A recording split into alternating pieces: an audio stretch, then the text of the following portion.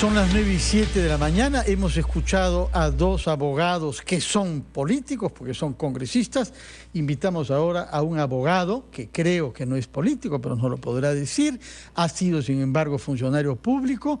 Y señor César Azabache, buenos días, feliz año. Buenos días. Queríamos, antes de interrogarlo, como usted está en el sector privado, saber si tiene alguna relación remunerada con los casos que están vinculados al fiscal Chávarri y las iniciativas tomadas por el presidente de la República. No, ninguna.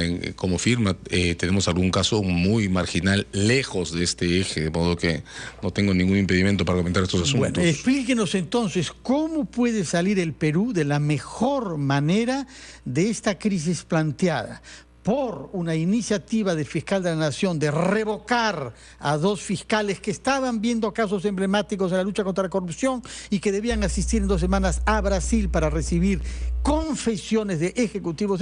Fuera. El presidente de la República, indignado, estaba en Brasil precisamente, vuelve, reúne el Consejo de Ministros y aprueban un proyecto de ley que va a presentar hoy a la 1 al Congreso, declarando en emergencia durante 9 meses al Ministerio Público.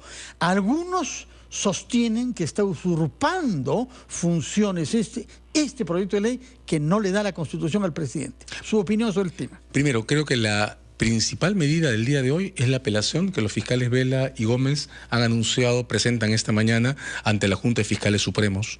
Tengo la impresión que por la salud del país, la Junta de Fiscales Supremos debe provocar la abstención del señor Chávarri. Él no puede votar en la revisión de una decisión que le es propia, no tiene ningún sentido, y revocar. Pero votó por sí mismo. Votó por sí mismo. Cuando hubo la Junta que lo eligió, sabiéndose que habían dos reticentes a hacerlo. Exacto. Que son los mismos dos que se han declarado ahora avergonzados e indignados por la decisión que tomó Pablo Sánchez y Zoraida Ábalos. Tal cual. En consecuencia, si el señor Chávarri no se abstiene el día de hoy, creo que el señor Pablo Sánchez y la señora Zoraida Ábalos deben salir de la sala y renunciar al Ministerio Público, porque su presencia en esta apelación ¿qué se gana sería con avalar con esta eso? decisión? Sí, con eso se deja absolutamente en claro qué está pasando aquí. Porque aquí ya no puede haber más avales, ni siquiera por pasividad.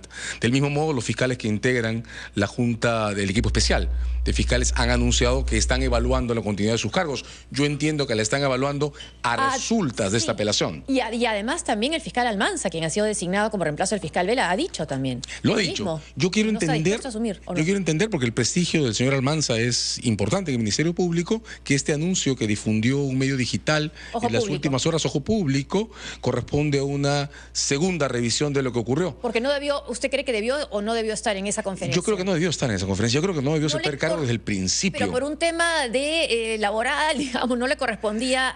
Es que eso es lo que ocurre, ¿no? Las organizaciones cerradas como el Ministerio Público producen ciertas pérdidas de perspectiva sobre las consecuencias institucionales de las decisiones. Yo quiero entender que en un primer momento el señor Almanza lo vio así, lo vio sesgado. Aunque no estemos en el ejército ni en las Fuerzas Armadas. Correcto, pero quiero entender que fue un sesgo y quiero entender que el paso de las horas y el modo en que hemos reaccionado todos le ha hecho comprender lo que está ocurriendo y empezar a considerar su apartamiento. Creo que si esto no lo resuelve el Ministerio Público, pues entonces en primer lugar deben irse todos los que quieren conservar la decencia.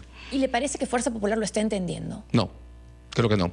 Creo también, hay que decirlo, que el proyecto de ley del Ejecutivo se explica mejor como una reacción a lo atroz que ha sido esta decisión. Pero viable legalmente, constitucionalmente. Yo creo que necesita muchísimos ajustes, ¿no? Mi impresión, lo que esta crisis demuestra es que la Junta de Fiscales Supremos y el procedimiento de elección del fiscal de la Nación, definido por la Constitución del 93, no caminan y hay que modificarlos. Creo que si el Congreso tuviera la intención de reaccionar también ante la gravedad de la crisis, pues lo que tendría que hacer es modificar la conformación de la Junta de Fiscales Supremos, crear 3 nuevas plazas transitoriamente, en tanto no hay Junta Nacional de Justicia, autorizar a que las juntas de fiscales superiores que han confirmado su independencia designen esas 3 nuevas plazas y una nueva junta de 8 miembros volver a elegir al fiscal de la Nación.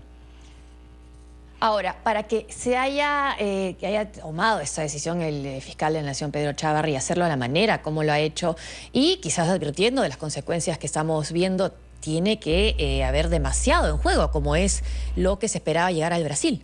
Yo creo que es inevitable concluir que la clave está en la valija de evidencias que venía del Brasil. Y hay que notar eso, ¿eh?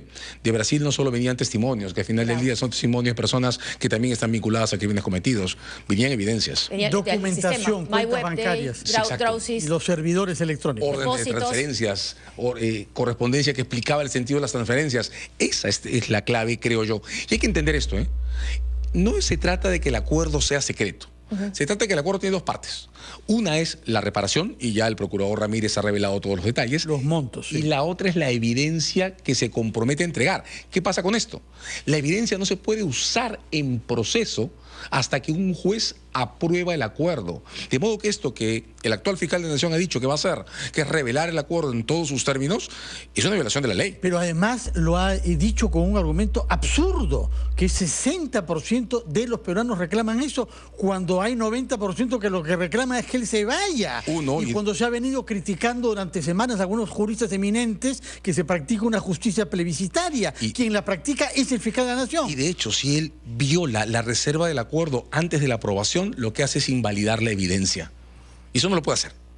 Ahora, acá ha insistido la congresista Bartra que ellos no han sido gobierno y que por eso no tendrían nada que perder con las declaraciones o los documentos que vengan del Brasil. Entonces, quien queda, digamos, aún sin haber tenido mayores declaraciones en su contra, como dice el mismo expresidente Alan García, es él, el presidente Alan García. ¿Tiene tanto poder el APRA como para hacer que un fiscal de la Nación tome estas decisiones? Bueno, aquí hay...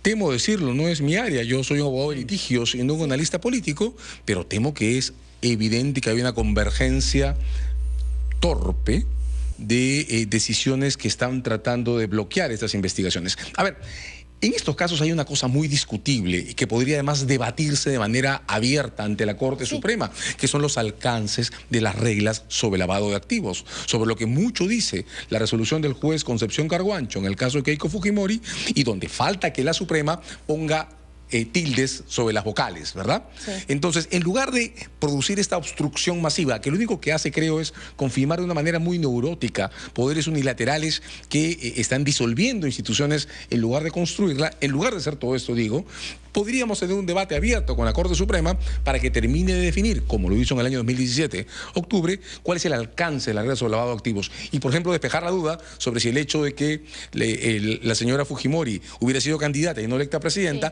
es o no importante en términos de lavado de activos. Porque se habla de coimas o de donaciones de campaña, que es diferente. Y lo que podía venir de Brasil eran coimas, no ya solamente...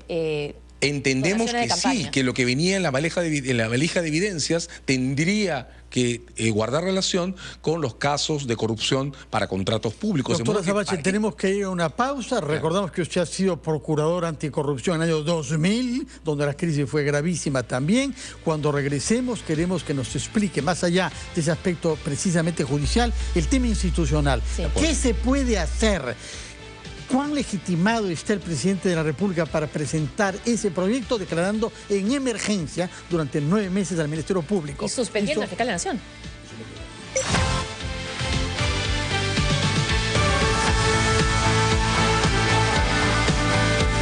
Son las 9:25, retomamos nuestra entrevista con César Azabache. ¿Ha escuchado usted a quien fuera su jefe hace 19 años? Parece que se vuelven a echar a andar Quijote y Sancho Panza. Bueno, y Batman y Robin. A ver, lo que ocurre... Batman y Robin, sí, mejor. He bajado un poco de peso para no Sancho Panza. A ver, en el Brasil pasa además algo adicional a lo que dice José Ugas. No es solo la defensa de Odebrecht quien puede hacer objeciones, sino el equipo de procuradores, que son el equivalente a los fiscales. Sí. ¿Qué es lo que ocurre? Para poder realizar diligencias en el Brasil, esto es tomar declaraciones y a la vez recoger evidencia, los fiscales tienen que ser autorizados por los fiscales brasileños, porque están en un país distinto, es otro territorio, es otra jurisdicción. Yo dudo que con el ambiente de crisis que está provocando esta remoción, los procuradores brasileños vayan a recibir o vayan a aceptar las acreditaciones de fiscales que están reemplazando a aquellos a los que acaban de felicitar hace solo un par de semanas. Y con un fiscal cuestionado. Por supuesto, como es el señor Paucar. Yo creo entonces que, y hay que decirlo, aunque no sea una buena noticia, continuar con las diligencias del 14 es inviable en este marco. La única manera de salvarlas es que vayan Pela, Vela y Pérez. Y además Ramírez, que es su homólogo actual. Ramírez, que es el procurador, es el que representa a la cuestión vinculada a la reparación. De modo que aquí estamos jugando todo a nada. O se quedan José Domingo Pérez y Vela, y por supuesto Ramírez, que no dudo que se quedará en el cargo, o las diligencias del 14 se caen. Esto entonces se convierte por eso en un acto de boicot, y quiero insistir en esto. De obstrucción de la justicia. Pero por supuesto, pero quiero insistir en esto. La evidencia que está sugerida en el acuerdo, que está en esas carpetas por las que José Domingo Pérez fue el 31 a lacrar su oficina, no puede ser exhibida ante nadie antes que un juez autorice su uso. Entonces, que el fiscal de la Nación salga a decir que los va a destituir y va a hacer público el contenido completo del acuerdo. Como le piden el 60% de los peruanos, según él. Importa que según él, el 60% de los peruanos quiere que esta historia no termine y que la evidencia no Un llegue. último punto, señora Azabache. ¿Qué significa la exhortación que el ministro de Justicia, Vicente Ceballos, ha quedado encargado de hacer ante la Junta de Fiscales Supremos? Muy importante, ¿eh? La exhortación es una llave política que creó el Decreto Legislativo 52, la Ley Orgánica del Ministerio Público, allá por el año 81. Y es una de las muy pocas veces, yo no he contado otra, en la que el Ministerio de Justicia va a fijar una posición de políticas públicas frente al Ministerio Público. Es un llamamiento, claro, no tiene consecuencias vinculantes, pero va a dejar en claro que el Ejecutivo convierte la decisión de esta mañana sobre la apelación en una cuestión de Estado. Dicho en esos términos, la admonición o la exhortación del Ministerio de Justicia es la antesala a discutir si este asunto califica o no para que el presidente se dirija al Congreso a través del presidente del Consejo de Ministros, planteando esto como el componente de una cuestión de confianza. ¿Y qué sucede si los fiscales separados de sus cargos presentan en un recurso cautelar y la justicia se los concede? ¿Podrían seguir ejerciendo sus funciones e ir a Brasil? Iván Montoya ha hecho esa propuesta. Yo creo que el camino más rápido para que ejerzan sus funciones todavía y se vayan al Brasil pasa porque el señor Almanza no acepte el cargo, el señor Paucar tampoco, y nadie se siente en esa silla, porque las destituciones no operan en términos prácticos si no hay un reemplazo. Importante saberlo. De modo que el camino más corto está en las manos, sí. Por lo menos uno ya habló en ese sentido, Almanza. Almanza. Falta que el señor Paucar diga lo mismo, que lo confirmen terminada la sesión de la Junta de Fiscales Supremos de hoy. Y si ninguno de los dos acepta el cargo, pues quiero ver quién lo va a hacer, ¿eh? Y si nadie lo acepta, ellos se van al Brasil. Nosotros también queremos saber quién acepta y saber cómo evoluciona esto. Lo que deseamos es que el Perú salga de esta crisis por lo alto. Así es, y que no haya impunidad, que no nos quedemos con esa sensación de que se hizo todo lo posible, pero al final se bloqueó el conocimiento de la verdad. Y que no aprendamos de la resignación. Tampoco. Que es una pésima consejera en asuntos institucionales. Señora Azabache, no se resigne a un mal año 2019, se lo deseamos excelente y le agradecemos de haberlo comenzado acá en los estudios de RPP. Encantado. Muy buenos días. Muy buenos días. Muchas gracias. 9:29, hacemos una pausa y retomamos ampliación de noticias.